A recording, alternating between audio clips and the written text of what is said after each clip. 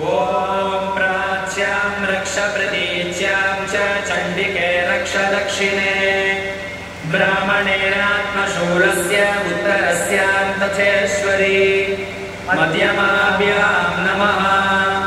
ॐ सौम्यानि यानि रूपाणि त्रैलोक्ये विचरन्ति ते यानि चात्यर्थघोराणि तैरक्षास्मांस्तदा भुवम् अनामिकाभ्यां नमः।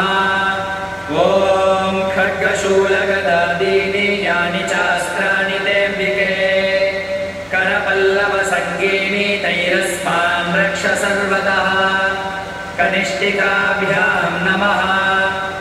ॐ सर्वस्वरूपे सर्वेशे सर्वशक्तिसमन्विते भयेभ्यस्त्राहिनो देवी दुर्गे देवी नमोऽस्तु ते करतलकरपृष्ठाभ्यां नमः।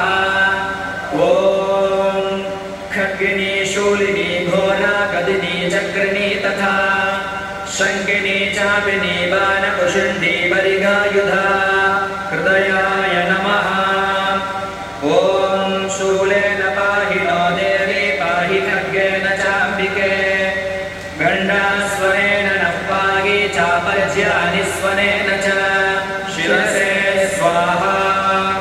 ॐ प्राच्यां रक्ष प्रतीच्यां च चण्डिके रक्ष दक्षिणे ब्राह्मणेनात्मशूलस्य उत्तरस्यां तथेश्वरी शिखायै वषट्।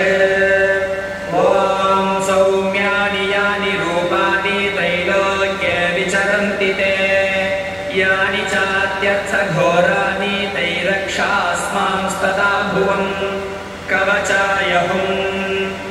ॐ